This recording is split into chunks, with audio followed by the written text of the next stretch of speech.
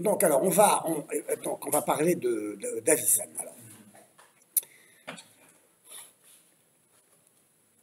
Avicenne, c'est le nom latinisé de Ibn Sina, qui est né en 980 et mort en 1037.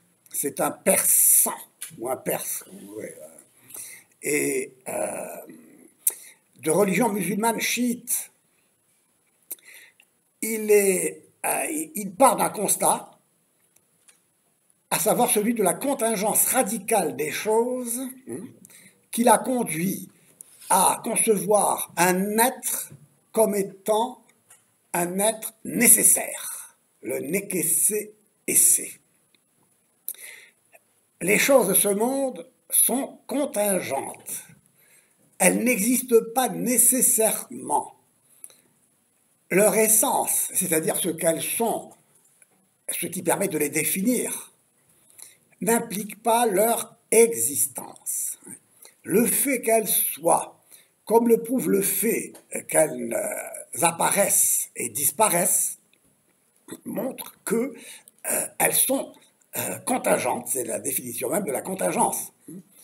Donc si elles sont parce qu'elles ont reçu l'être d'un être qui est essentiellement et nécessairement la cause incausée de tous les êtres contingents.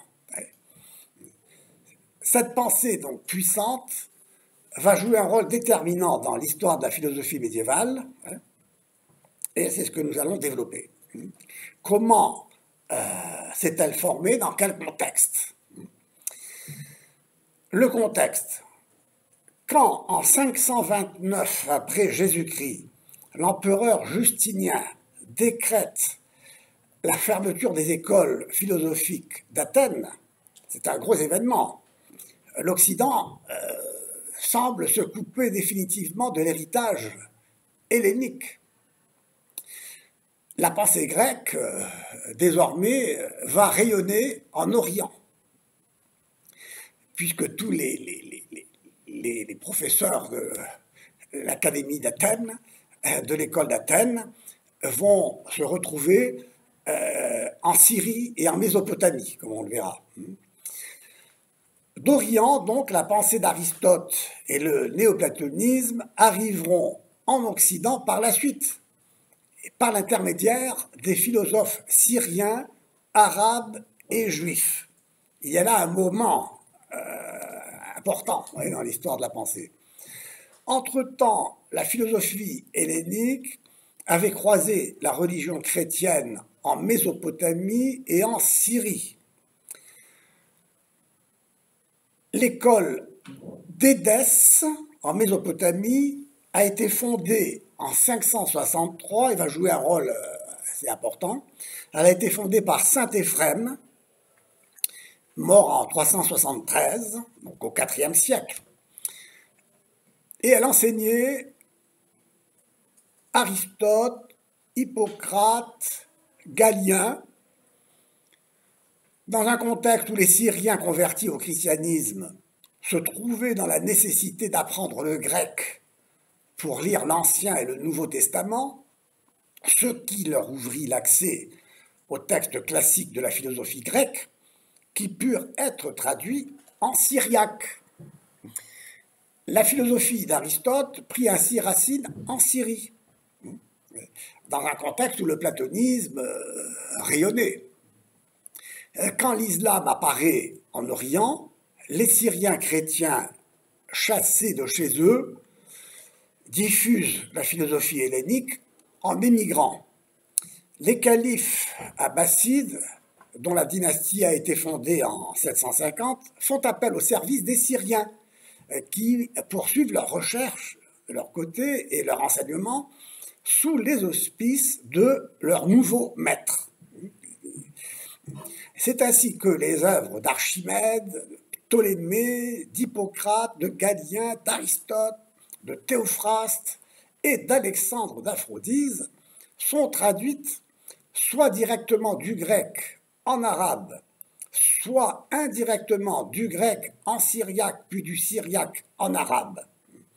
Ainsi, les écoles syriaques ont été les intermédiaires par lesquels la pensée grecque est parvenue aux Arabes musulmans, en attendant le moment où elle passera des musulmans aux juifs et aux chrétiens de l'Occident.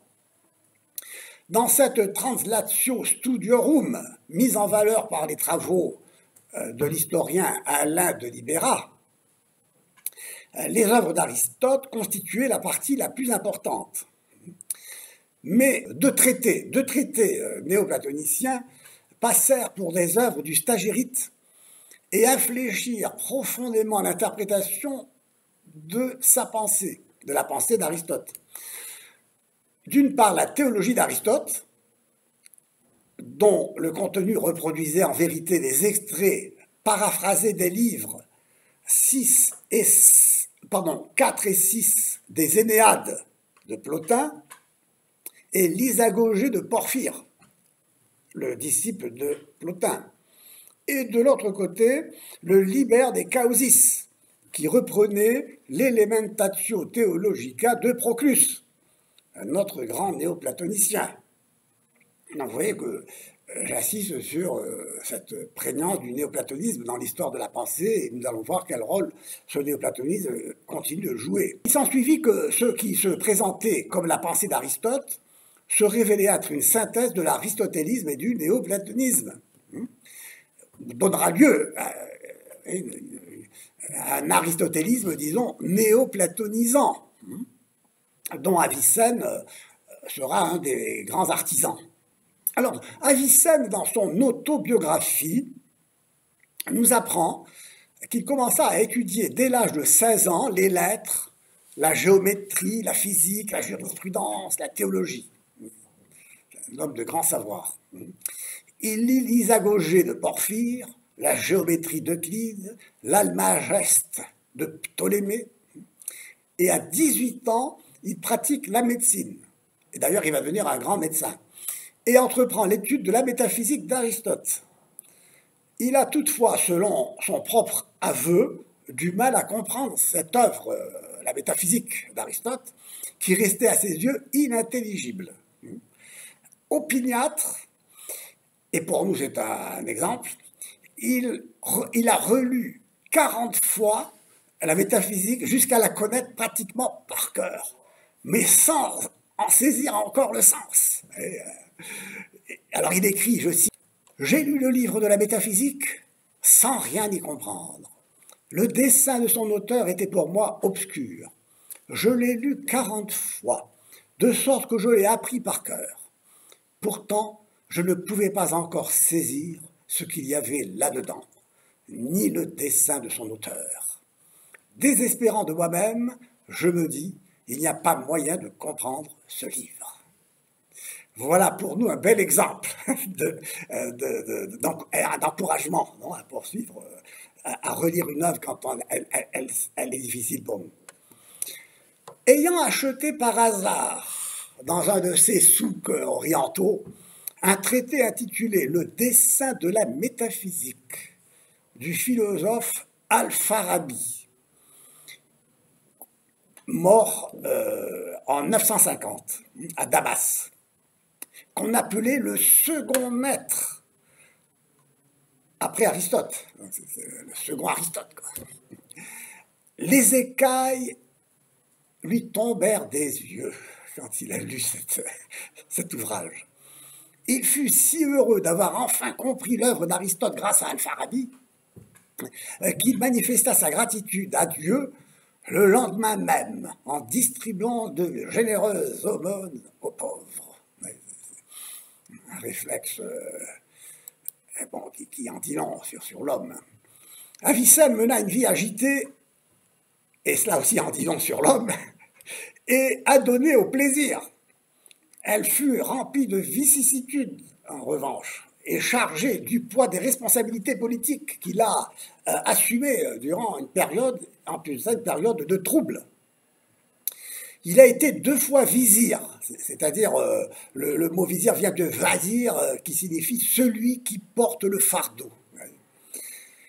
Il a connu les fastes de la cour et a été emprisonné plusieurs mois à la mort de son protecteur, le prince samanide Nu ibn Mansour, qu'il avait guéri d'une grave maladie, ce qui lui avait valu évidemment toute la reconnaissance de ce maître, de ce prince. Il n'en trouvait pas moins le temps d'étudier et rédiger ses œuvres la nuit. Sa biographie compte 249 titres. Il mourut épuisé à l'âge de 58 ans, en 1037. Ouais, c'est ça, des hommes évidemment extraordinaires. Non, Donc Avicenne, Ibn Sina, était avant tout un grand médecin. Et il fut connu au Moyen-Âge comme l'auteur d'une œuvre magistrale en médecine intitulée Le Canon de médecine, Al-Qanun fil Tibb, qui servit longtemps à l'enseignement de la médecine, jusqu'à la Renaissance pratiquement. Il a également composé une philosophie orientale, Hikmat Mashrika, où il développe une mystique spéculative restée méconnue en Occident. Et vous voyez cette ambiance aussi néoplatonicienne vers la mystique. Son autorité philosophique s'imposa au XIIIe siècle avec l'œuvre qui a exercé une influence décisive sur la pensée occidentale et qui a été donc traduite en latin à ce moment-là, le livre de la guérison, le Kitab al-Shifa, immense encyclopédie philosophique et scientifique, traduit en latin au XIIe siècle. Il contient son interprétation de la philosophie d'Aristote, dont il expose la doctrine qui sera évidemment teintée de néoplatonisme, comme on le verra. Il en réunit les morceaux choisis dans une autre œuvre intitulée Le livre de la délivrance, Kitab al-Najat. À la fin de sa vie, il composa d'autres ouvrages, dont le livre de la science d'Anish Nama, qui reprend, en les résumant, les thèmes traités dans son Shifa. Il retourne toujours un peu dans... Ce Shifa, d'ailleurs, est un peu l'image aussi des futures, même des contemporaines, sommes théologiques. Un livre qui aurait pu être la synthèse de toute son œuvre, intitulé Le livre du jugement équitable, Kitab al-Insaf, a été perdu lors du sac d'Ispahan, et nous n'en possédons que des notes consacrées, et des notes importantes, puisque consacrées au livre lambda de la métaphysique d'Aristote. Son œuvre donc, témoigne d'un haut génie spéculatif. Roger Bacon, donc au XIIIe siècle, né en 1214 et mort à une date qu'on ne connaît pas, l'a dénommé chef et prince des philosophes. La théologie et la philosophie des XIIIe et XIVe siècles européens lui doivent beaucoup. Il faudra attendre saint Thomas d'Aquin au XIIIe siècle pour trouver un philosophe qui égala, voire dépassa son génie. Sa pensée rencontrera cependant des adversaires redoutables, tels Al-Ghazali, que nous avons rencontré déjà, mort en 1111, qui le réfute au nom du kalam, c'est-à-dire de la théologie ou de la parole révélée dans son livre L'incohérence des philosophes, le Tahafut al-Falasifa, qu'Averroès critiquera à son tour sous le nom de L'incohérence de l'incohérence, à savoir le Tahafut al-Tahafut. Du côté des philosophes juifs, l'œuvre avicénienne eut une meilleure réception, en particulier chez Maïmonide. Il est né à Cordoue en 1135 et mort en 1204 en Égypte, sous l'effet des révolutions, des exils, etc. Et rencontra un adversaire déterminé en la personne de Judas Halévi, mort en 1141, pour ne pas le citer. Alors, comment interpréter l'œuvre d'Avicenne ? On peut l'interpréter comme fait Alain de Libera, l'historien que j'ai cité, qui prend, lui, le parti d'une lecture foucaldienne de l'histoire de la pensée, tout en recourant à la lumière de la philosophie analytique anglo-saxonne.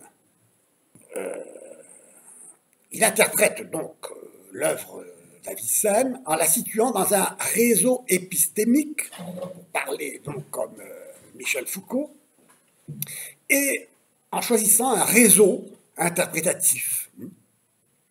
Il part en situant le grand philosophe iranien dans le cadre étroit de l'épistémée alexandrine, part toujours dans le style foucaldien, assorti, je cite, d'un dialogue imaginaire où ses interlocuteurs seraient Boès et Abélard. Je cite ici donc Alain de Libéra. Je vous donnerai la bibliographie d'Alain de Libéra, mais ici déjà, je peux vous renvoyer à son histoire de la philosophie médiévale. Je donnerai tout ça. Donc j'ai parlé de l'interprétation d'Alain de Libéra, mais on peut aussi recourir à une autre interprétation et faire une lecture plus métaphysique, moins analytique et moins interprétative, si l'on veut, la manière d'Alain de Libéra, plus spéculative, ce qui est un peu notre perspective, puisqu'ici nous sommes en train de méditer et de développer en quelque sorte une méditation métaphysique sur la question de l'un et de l'être. Nous faisons œuvre moins d'historiens que de métaphysiciens. Perspective donc ici, dans ce cas, qui tient compte du problème capital et existentiel, entre guillemets, qui se pose à Avicenne, et qui est le même que celui qui se pose aux philosophes, qu'ils soient musulmans, juifs ou chrétiens, à savoir celui d'accorder la vérité selon la raison et la vérité selon la révélation, selon la foi, selon laquelle le monde est créé. C'est une nouveauté par rapport à la philosophie ancienne. La métaphysique confirme-t-elle ou s'oppose-t-elle au calame, c'est-à-dire à la parole révélée? Cette question se pose dans les mêmes termes pour les musulmans comme pour les juifs et les chrétiens, car elle trouve son point d'appui sur le statut de l'être créé, sur le statut de la création, et prend la forme du rapport entre l'être contingent et l'être nécessaire. C'est pourquoi j'étais parti de cette première considération, d'où part la pensée philosophique d'Avicenne, de ce constat d'une contingence de tout ce qui est sous le soleil. Comment se fait-il qu'il y ait quelque chose? Donc si tout est contingent, si tout peut être, comment se fait-il que cela soit? Et que si tout peut cesser d'être, comment se fait-il que tout n'a pas encore cessé d'être? Voilà, c'est une question vraiment profonde. Elle déborde de cette question de la sphère propre de la religion révélée et revêt une dimension universelle en rejoignant un questionnement proprement métaphysique, détaché de tout enracinement historique et de tout enracinement même dans la religion. À savoir, question qui est comment se fait-il qu'il y ait quelque chose et non pas rien? C'est bien la question qui nous préoccupe. La notion d'être, cependant, n'est pas simple. On l'a vu, on y reviendra. En persan, le mot être se dit wujud et signifie plutôt ce qui se trouve. Ce qui se trouve là, tiens, ouais, c'est intéressant. Avicenne dédouble cette notion d'être en être nécessaire et en être possible.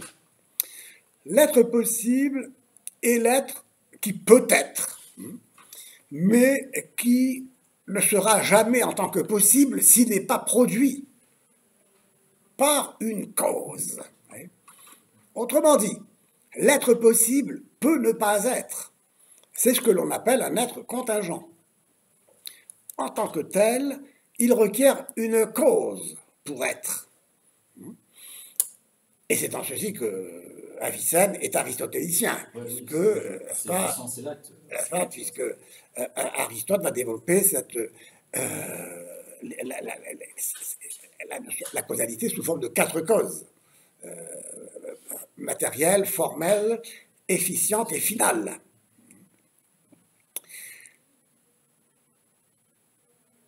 L'expérience, cependant, ne nous fait connaître que des êtres qui dépendent de causes elles-mêmes possibles. La série totale des êtres est donc un simple possible, puisque le possible est ce qui requiert une cause. Pour être, il n'y aurait que des possibles, et rien ne serait.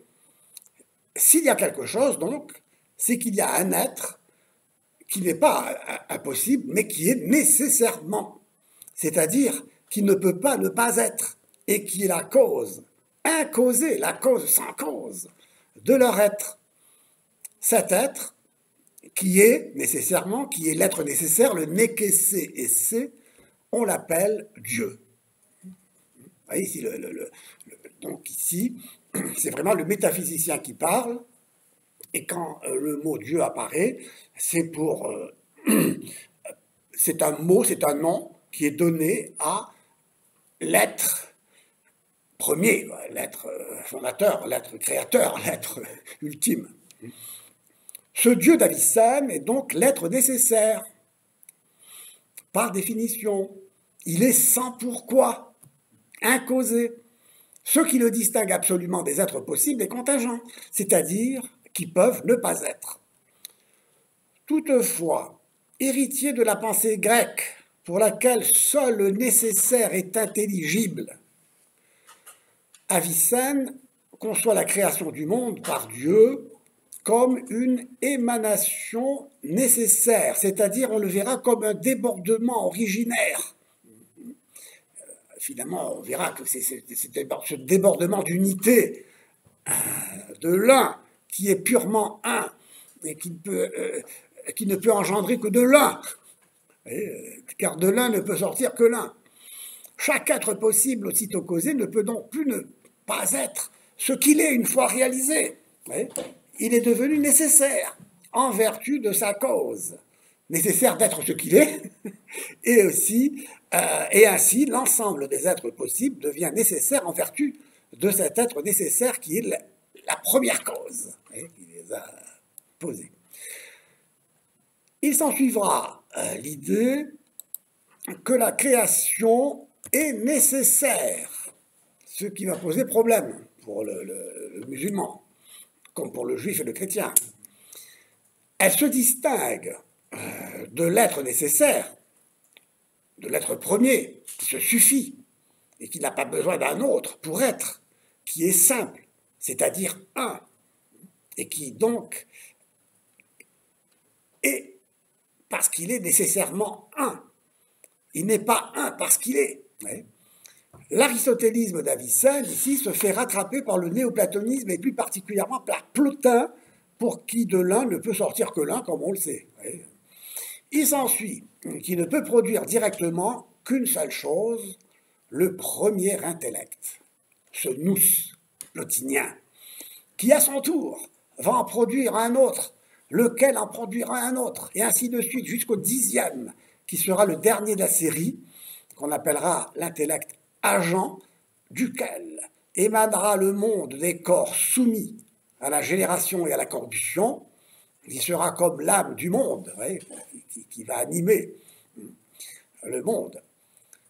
La cause première, donc l'être nécessaire, ne crée pas directement l'univers. Donc il faut que nous réfléchissions maintenant sur la création et ses intellects.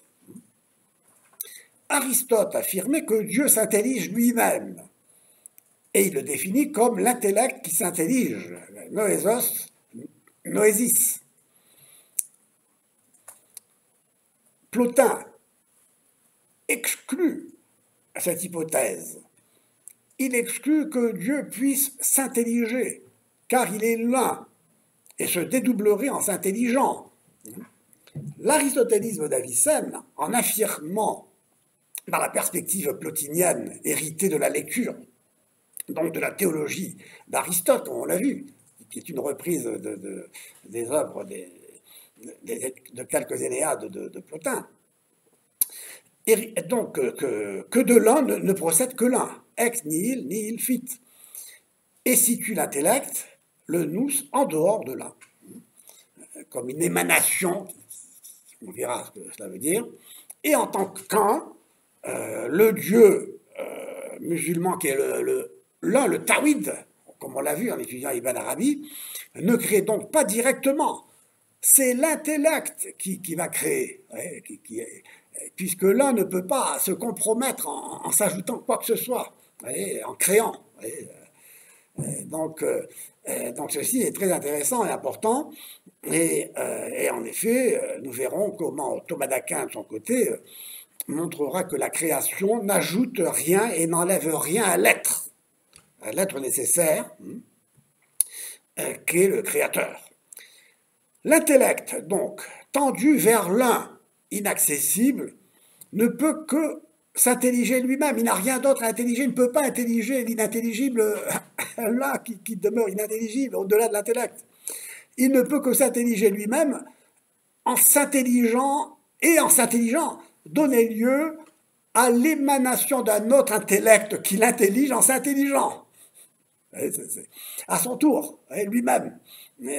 Et ainsi de suite, jusqu'au 10e intellect, épuisé, si on peut dire, son énergie à intelliger, à s'intelliger en intelligeant, l'intellect il s'intellige, il n'aura plus rien d'autre à intelliger que lui-même comme étant dator formarum, c'est-à-dire comme celui qui donne les formes qui vont informer, qui va informer l'âme du monde et à travers l'âme du monde tous les êtres, tous les corps, le céleste, puisque vous savez que le monde, pour les anciens, pour Aristote, pour les anciens, est comme un ensemble de pelures d'oignons qui s'enveloppent les unes les autres, et chaque sphère céleste enferme l'autre sphère céleste, et chaque sphère céleste est pour Aristote une intelligence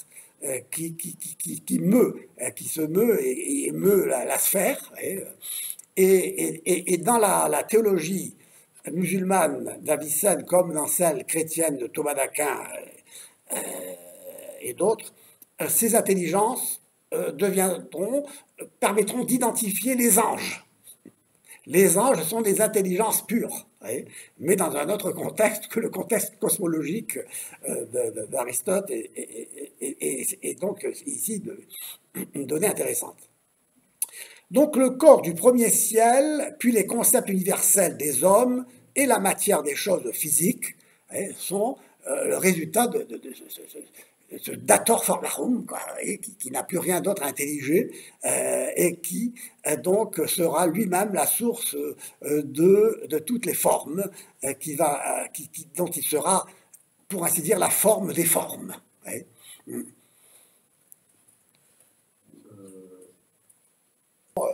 On est toujours dans le même, une répétition du même. Alors, c'est pas la répétition de la différence de Deleuze. C'est intéressant parce que Deleuze, justement, lui, comme il refuse à toute forme d'unité et d'identité, il ne peut y avoir de répétition que de la différence, et non pas du même. Mais en même temps, il se met là dans une situation difficile, puisque comment le multiple peut-il expliquer le multiple? Car quand on parle d'une multiplicité, on parle d'une multiplicité. Comment une multiplicité peut se composer d'une multiplicité à l'infini? C'est une division à l'infini. C'est pourquoi, nous verrons cela, Deleuze se trouve devant ici un problème, moi, qui est le fait que, comme dit Aristote, il faut s'arrêter à un moment donné dans la division, parce que sinon, on tombe dans l'absurde, dans le fait de justifier finalement cette division comme une force, n'est-ce pas, qui séparatrice, et une force qui nie toutes sortes d'unité, quoi, dans le fond. Une force qui nie toutes sortes d'unité, mais qui s'exerce comme une multiplication, puisqu'elle est négation de l'unité. S'exerce comme une multiplication, une division. Enfin bon, là, c'est un peu rapide tout cela, mais enfin, il y a une logique là-dedans. Une logique imparable, quoi. C'est intéressant, là. Bon, de toute façon, vous voyez que ce vers quoi je vais, ouais, c'est dans ce rapport entre la métaphysique de l'un et la métaphysique de l'être, c'est de voir comment se résout le problème de l'un et du multiple. À savoir qu'il faut accepter à la fois l'unité et la multiplicité, que l'unité n'est pas la négation de la multiplicité, et la multiplicité n'est pas la négation de l'unité. Et cela ne sera possible que dans une perspective d'une métaphysique de l'être qui est conçue de manière analogique et non univoque, comme le conçoit Deleuze. Deleuze a une conception univoque de l'être qu'il a hérité de Duns Scott. Bon, là, n'anticipons pas trop, mais il faut savoir où on va de toute façon. Bon. Donc, vous voyez, chaque intellect s'intellige lui-même parfaitement parce qu'il n'y a pas en lui de matière. La matière n'apparaît que grâce qu'au terme que par le moyen de l'intellect agent. Pour cette raison, Avicenne enseigne que Dieu ne connaît que de façon universelle et qu'il ne connaît pas les individus, les choses individuelles. Les individus, et ceci est pour un théologien comme Al-Ghazali ou comme saint Thomas d'Aquin inadmissible, car un Dieu qui ignorerait ses créatures, qui serait dans l'ignorance de ses créatures, ce serait évidemment ce Dieu au-delà du nous. Ce Dieu au-delà du nous qui ne connaît rien, n'intellige rien, et ce qui peut être intelligé ne peut être que ce qui est intelligé diversement, voyez, par l'intellect, et l'intellect il s'intellige au moyen d'un autre intellect, il s'intellige au moyen d'un autre intellect, et ainsi de manière indéfinie, même si on s'arrête à l'intellect agent. Et d'ailleurs, Thomas d'Aquin a bien saisi tout cela, je le cite, quand il dit que c'est ainsi qu'Avicenne a prétendu que la première substance séparée, créée par Dieu, en crée une autre appelée, elle, après la substance de l'orbe du ciel avec son âme, et que la substance de l'orbe du ciel crée ensuite la matière des corps inférieurs. Donc, l'orbe, c'est-à-dire, c'est bien ces pelures d'oignons, n'est-ce pas, comme autant de sphères, n'est-ce pas, des sphères célestes, n'est-ce pas, qui s'englobent l'une l'autre et qui aboutissent jusqu'à ces corps inférieurs. Donc, pour le philosophe persan, la création, finalement, est une série d'émanations, de surgissements, si l'on veut. Et on verra que ce qui est ici en jeu, c'est la notion de liberté créatrice, de l'être nécessaire d'un Dieu créateur. Pour Thomas d'Aquin, la création résulte d'une causalité efficiente, pure et unique. C'est la raison pour laquelle il pense que cette conception émanatiste d'Avicenne, malgré l'admiration dont il témoigne pour Avicenne, ne peut tenir. Hoc non potest stare, en latin, cela ne peut pas tenir. Elle ne peut tenir pour deux raisons. La première, parce que la création est strictement l'œuvre d'un Dieu créateur et de lui seul, et non pas de 10 intellects,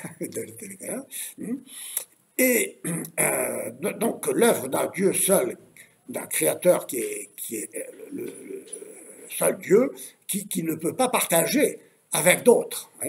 Et la deuxième raison, parce que si tout doit être voulu et fait par un Dieu créateur, une causalité instrumentale ou disposante, pour parler de manière technique, exercée par des créatures qui sont autres que lui, est impossible. Je cite, cette théorie ne peut tenir pour deux motifs. Tout d'abord, nous l'avons montré, Dieu seul peut créer. Ce qui ne peut être causé que par voie de création ne peut être produit que par Dieu. C'est le cas de tous les êtres soumis à la génération et à la corruption. En outre, dans cette hypothèse, l'universalité des êtres ne proviendrait pas de l'intention du premier agent, mais de la rencontre de plusieurs causes agentes. Et c'est ce que nous disons provenir du hasard, ce qui est impossible. Ainsi faut-il dire que la distinction entre les choses et leur multiplicité proviennent de l'intention du premier agent qui est Dieu. Donc ici, il y a un premier agent qui n'est pas le 10e intellect, et qui est l'être nécessaire lui-même, l'être créateur, qui crée directement. Il ne peut pas créer par l'intermédiaire d'autres créateurs, si on veut. Donc ici, il y a une idée assez profonde et intéressante, qui pour nous d'ailleurs est intéressante parce que justement elle nous montre l'importance de distinguer un premier principe qui soit l'un pur et nu et un premier principe qui soit l'être nécessaire. Donc là, il y aurait quelque chose à approfondir qui montrerait comment l'un se transforme en une pure énergie aveugle, une pure puissance, non pas puissance de volonté, mais de volonté comme puissance. Ici, vous avez une perspective intéressante d'interprétation même de la volonté de puissance de Nietzsche, du vouloir vivre de Schopenhauer, et même de la mort de Dieu de Nietzsche, puisque la mort de Dieu, c'est la mort de l'un, c'est l'un qui n'est pas, ce n'est pas l'être. Pour Nietzsche, l'être est une vapeur, puisque ce n'est qu'un concept, une notion, et ce n'est pas l'être nécessaire même d'Avicenne. Encore une fois, on est ici dans une autre perspective. C'est intéressant il est intéressant d'étager les perspectives, de les comparer, et donc en les mettant face les unes aux autres, elles font naître l'étincelle d'une nouvelle perspective, non, donne une nouvelle lumière pour avancer avec un questionnement renouvelé, ou approfondi même, plus précisément, parce que dans le fond, il n'y a pas de question nouvelle, mais il y a un renouvellement de la même question. Comment se fait-il qu'il y ait quelque chose et non pas rien? C'est cela la vraie question. Donc, cette théorie d'Avicenne est contraire à la foi, finalement, en un créateur unique, et qui se retrouve mis ici dans une position délicate, et qui met Avicenne dans une position délicate par rapport à la doctrine coranique orthodoxe, c'est-à-dire la doctrine de la création ex nihilo, à laquelle le Coran, comme la Bible, se relie, se rallie. Et nous l'avons dit, c'est bien ce que Al-Ghazali ne manquera pas de lui reprocher vertement. Avicenne, en effet, affirme que tout procède du premier principe, l'intellect, en suivant un certain ordre. Les âmes existent grâce au corps céleste, la matière des éléments est causée par la substance du ciel, les âmes existent par la médiation des intelligences, des intellects, les étangs corporels par celle des étangs spirituels, et les choses corruptibles par les incorruptibles. Bon, vous voyez, il y a tout un ordonnancement ici qui se déplie. Or, selon cette opinion, l'ensemble des choses n'adviendrait pas à l'être par la seule causalité divine, mais par le concours de plusieurs causes. Ce serait le produit du hasard, dit Thomas d'Aquin. Il note aussi que toujours, selon cette opinion, la création aurait lieu de toute éternité.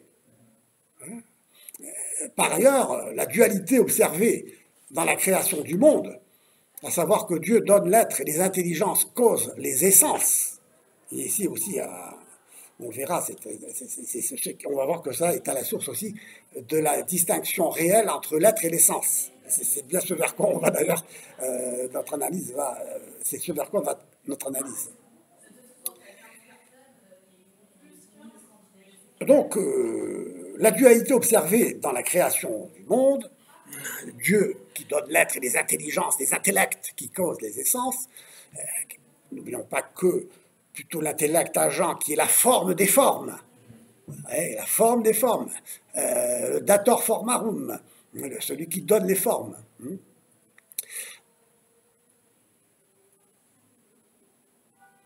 Donc cette conception est conforme cette dualité donc observée dans la création du monde est conforme à la conception avicénienne de la distinction réelle entre l'être et l'essence. C'est ce qu'on va voir. Thomas, lui, s'en éloigne, car l'être, le wujud pour Avicenne, l'einai pour les Grecs, l'essai pour les Latins, et l'acte de l'essence. Il est intimement uni à l'essence dans les temps finis, dans les temps. L'ens. Pour Avicenne, l'être n'est pas l'acte de l'essence, mais un accident qui s'ajoute à l'essence de l'extérieur, puisque la distinction réelle parce que, est réelle parce que l'essence n'est pas l'être, l'être n'est pas l'essence. La distinction considère ce qui est in intellectu et ce qui est in re. Ce qui est donc donné dans l'intellect, et ce qui est donné dans la chose, extérieure à l'intellect, extramentale. Cette distinction, donc je l'ai déjà évoquée, on y reviendra, elle aura beaucoup d'importance pour distinguer les deux voies qui seront prises après Avicenne, selon qu'on mettra l'accent sur un être conçu comme étant in intellectu, qui va aboutir à la notion de l'esse objectivum de Scott, de Duns Scott, et à un être qui est donné in re, et qui reposera sur une doctrine qui va développer la conception d'un être comme étant un acte, et un acte d'être, qui sera au fondement de l'étant, qui ne se réduit donc pas au concept, mais qui existe réellement. Donc pour Avicenne, l'être n'est pas l'acte de l'essence, mais un accident qui s'ajoute à l'essence de l'extérieur, puisque c'est Dieu qui vient apporter l'être, qui vient apporter l'être aux essences conçues par les intellects. La distinction réelle, donc comme je l'ai dit, est réelle parce que donc l'essence n'est pas l'être et l'être n'est pas l'essence. Et que donc la différence qu'il y a entre Avicenne, je viens de le dire, et Thomas, c'est que pour Thomas, ce qui est distinct in intellectu demeure uni in re, dans la chose.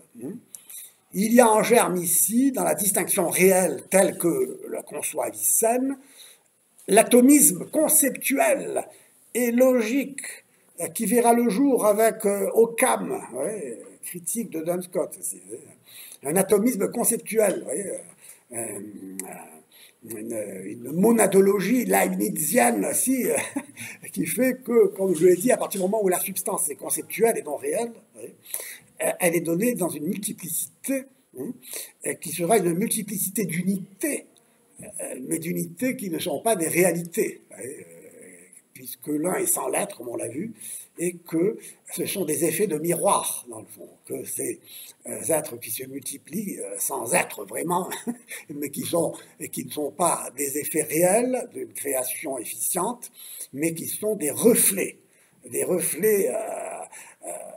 sans réalité, dans un miroir, qui ne sont que des reflets. Les intellects, donc, qui correspondent chez Aristote aux différentes sphères cosmiques, sont simples et libres de toute matière. Il faut savoir que c'est aussi le fait. En eux, les formes sont actives. Avicenne pense que la matière sensible est passive et leur obéit. Mais l'aristotélicien Thomas note que cette opinion contredit ce que Augustin avait écrit dans son troisième livre de son De Trinitate, à savoir que la matière corporelle n'est pas au service du bon vouloir des intellects immatériels, que sont les anges. En raison même de cette simplicité des intellects, nous connaîtrions, selon Avicenne, les choses sans passer par les sens, mais directement par les intentiones, mot latin qui traduit l'expression perse mana en perse. Intentionnalité que les intelligences impriment dans notre intellect. Puisque, nous le verrons, pour Avicenne, l'être est ce qui tombe dans l'intellect comme s'imprimant en lui. Cadit, ens cadit in intellectu. Tombe, c'est-à-dire s'imprime, finalement, sur l'intellect. De telle manière que l'intellect est toujours intellection de ce qui est. Mais comme nous l'avons vu, tout ce qui est pour l'intellect étant ce que l'intellect intellige, l'intellection de l'intellect, c'est une intellection de soi-même comme tout ce qui est. Ici, il y aurait à revoir. Donc, la racine de cette opinion se trouve dans la théorie selon laquelle les formes sont des entités à part entière, ce qui contredit la pensée d'Aristote selon laquelle les formes n'existent pas par elles-mêmes, mais uniquement avec la matière, avec laquelle elles composent les substances. Conception illémorphique, donc, qui fait que la forme n'est jamais donnée sans la matière et la matière sans la forme. Si, selon Platon, les formes, justement, existent par soi dans le monde des idées, immatérielles, selon Avicenne, elles se trouvent cependant dans les intellects, ces formes, et en particulier dans le dator formarum, l'intellect agent. Toutes les formes, donc, se trouvent dans cet intellect. Et ces formes fluiront de ce dernier dans les choses matérielles prêtes à les recevoir. Donc la matière est passive. Elle ne contribue pas à la production d'une substance, si l'on veut, puisque les substances ici puisque ce qui constitue une substance dans ce cas-là, c'est une matière réceptive de la forme. Cette doctrine omet donc de voir que ce n'est pas la forme, mais le composé qui est concerné, car forme et matière composent toute substance. Même les substances spirituelles que sont les anges, où la matière ici alors signifie réceptivité. Mais je ne vais pas développer cet aspect, puisque ici Avicenne a été conduit à penser que les intellects exercent la domination sur le monde matériel et que donc la matière leur est soumise. Or, les choses matérielles obéissent seulement à celui qui les a faites, dit Thomas d'Aquin. La création est bien libre et non nécessaire. Sinon la création serait nécessaire. Donc pour Avicenne, tout être réel, contingent, qui est donné, est une essence possible réalisée par une cause première, via l'intellect premier, qui émane donc de cet être nécessaire, possible en soi. L'essence de chaque chose est rendue nécessaire par l'efficacité de sa cause. Non seulement au sens où elle ne peut pas être ce qu'elle n'est pas, conformément à son essence, mais au sens où, étant, elle ne peut pas en même temps ne pas être une fois qu'elle a reçu l'être. Ça pose un problème aussi, qui est celui du rapport des êtres à l'être. Des êtres à l'être. L'être se présente chez Avicenne comme un concomitant extrinsèque de l'essence, c'est-à-dire il accompagne l'essence, il ne compose pas avec l'essence, il se juxtapose à elle, il est le premier philosophe à opérer donc une distinction entre l'essence et l'être, en ce sens, et qui sera reprise donc par Thomas d'Aquin comme la distinction réelle, qui est alors cette fois-ci non pas une juxtaposition de l'être et de l'essence, mais une composition qui fait que unit l'être et l'essence constitue l'étant fini.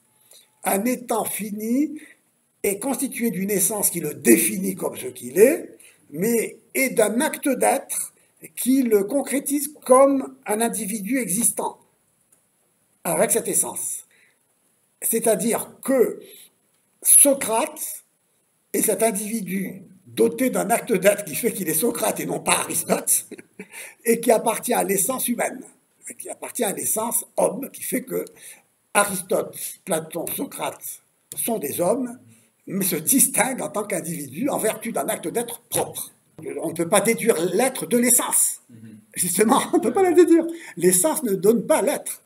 l'essence ne donne pas l'être en ce sens qu'elle ne produit pas l'étant fini, quoi. Ce n'est pas parce que je pense homme que Socrate existe. C'est intéressant, Okay. c'est très profond, intéressant. Donc le Thomas d'Aquin ne reprend pas l'argument ontologique. Ah non, non, non, il critique l'argument ontologique dans cet Anselme. Ok. Ouais, et tout ça a donné lieu à beaucoup de préjugés, de mécompréhensions.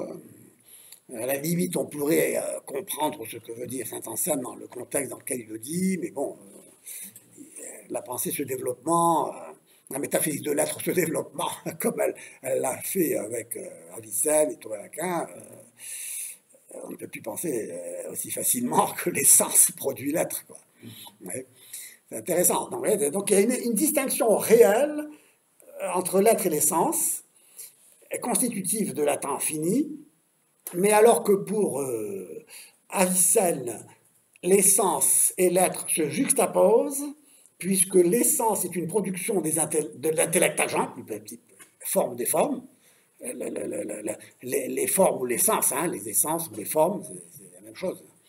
Là, l'essence qui permet de définir ce qu'est une chose, un étant fini, ces formes donc sont données par l'intellect agent, dator formarum. Mais seulement ce qui donne l'être, c'est l'être nécessaire. Parce que comment cet être nécessaire donne l'être, quel être donne-t-il c'est un être donné dans une essence réalisée, voilà, et finitisée, quoi. Donc, possible en soi, l'essence de chaque chose est rendue nécessaire par l'efficacité de sa cause, non seulement au sens où elle ne peut pas être ce qu'elle n'est pas conformément à son essence, mais au sens étant, elle ne peut pas en même temps ne plus être une fois qu'elle a reçu l'être. C'est-à-dire qu'elle ne peut pas à la fois être et ne pas être. C'est ça ce que ça veut dire, parce que l'être, c'est ce qui... le principe d'identité, quoi. C'est pourquoi le rejet de l'être coïncidera aussi avec le rejet du principe d'identité, et même le rejet du principe de non-contradiction, ouais, puisque tout est un dans l'un, rien ne s'oppose à rien. Et donc, seulement l'identité de l'un est une identité vide. Identité vide, et même et l'un est même une énergie qui consiste à faire le vide, à la limite. Et donc, si tout est un dans l'un, c'est bien parce que ce vide est vraiment le résultat, pour ainsi dire, d'une énergie, quoi, qui fait le vide, quoi. Rien ne peut s'ajouter à l'un. Ouais. Donc, Avicenne a légué à la postérité l'idée qu'il n'y a qu'un seul intellect agent pour toute l'espèce humaine. C'est ce dator formarum, ce 10e intellect. Idée qui se retrouve dans la doctrine d'Al-Farabi déjà, et qui se retrouvera chez Averroès, mais alors sous la forme de l'intellect possible, patient. Bon, là, on verra ça plus tard. Et qui sera reprise, d'ailleurs, l'avéroïsme va imposer sa conception d'un intellect possible commun, unique.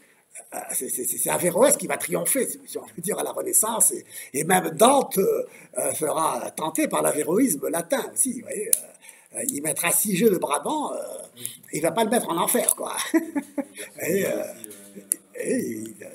Bon, donc il y a là aussi une grande tentation de l'esprit à la Renaissance, et qui fait que justement la Renaissance, ce qui a triomphé dans un certain sens, c'est cet avéroïsme latin, qui a pris une forme qui, sous la forme justement de cet intellect commun, n'est-ce pas, a imposé une forme d'unité conceptuelle, quoi, dans le fond. Bon, je ne peux pas aller plus loin ici. Parce que Avicenne, grâce à son intellect agent, maintient cependant que les individus possèdent un intellect possible. Si l'intellect agent est unique pour tous, cependant les individus ont un intellect possible. Donc ici, il y a bien une différence avec Averroès. Un intellect possible qui compare une chambre vide, voyez, dans le noir, qui peut être éclairé par l'intellect agent, comme une lumière unique, éclairante pour tous. Et donc il dégage ici une théorie de l'illumination. Ainsi, le premier objet illuminé par l'intellect agent dans l'intellect possible est quelque chose qui est, car l'être est ce qui tombe en premier lieu dans l'intellect, en ce sens. Certes, être homme n'est pas être cheval ni être arbre, mais dans tous les cas, c'est être un être que perçu par l'intellect possible. Être et chose sont donc ceux qui se présentent en premier lieu à l'intellect. L'être est le premier connu, en ce sens. Il est donné, il tombe dans l'intellect.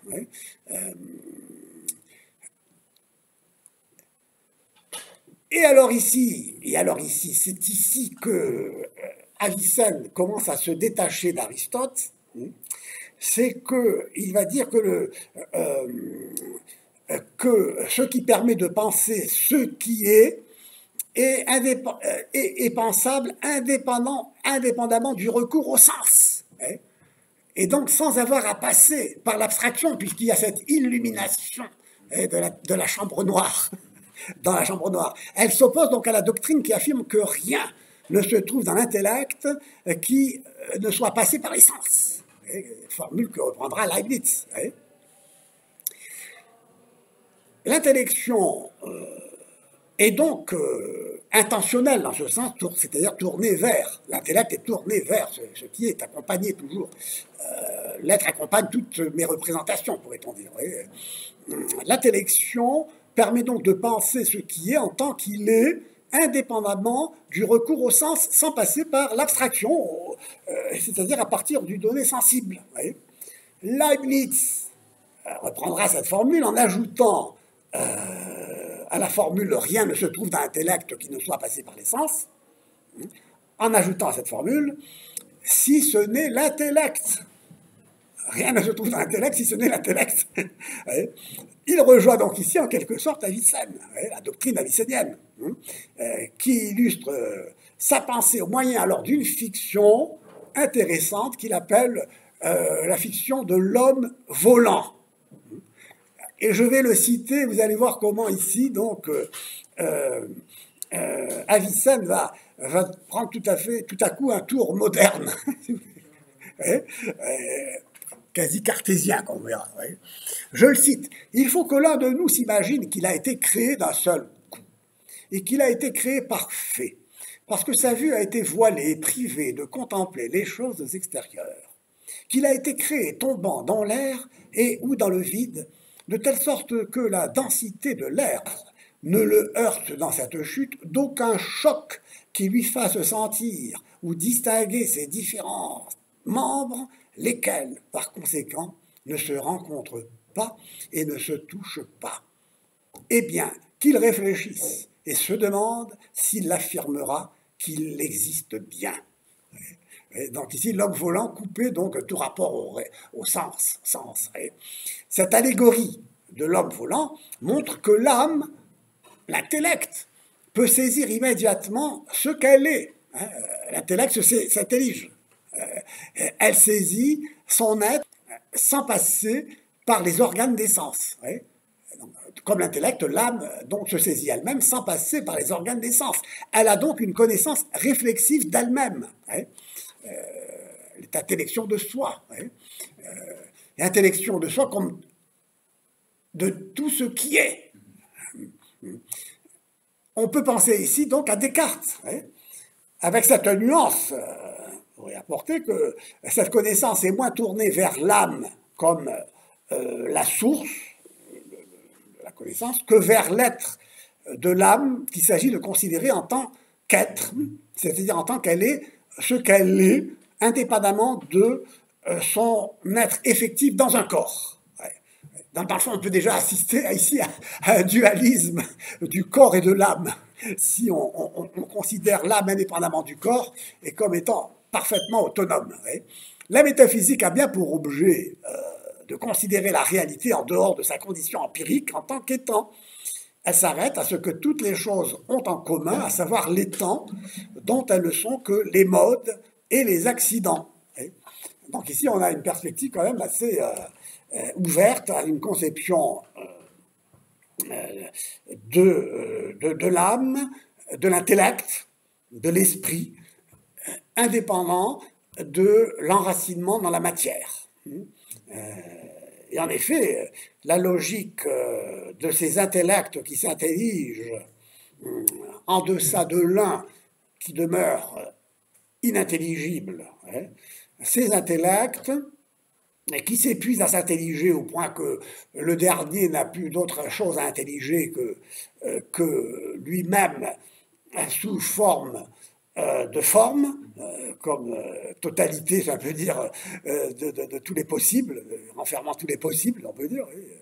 Et donc, ici, nous voyons comment Avicenne demeure en quelque sorte essentialiste, en ce sens que l'être demeure extérieur à l'essence, autonome, l'essence qui demeure autonome, vous voyez, par rapport à l'être qui constituerait une substance finie, avec son propre acte d'être. Enfin bon, ici, j'anticipe. C'est intéressant, non ?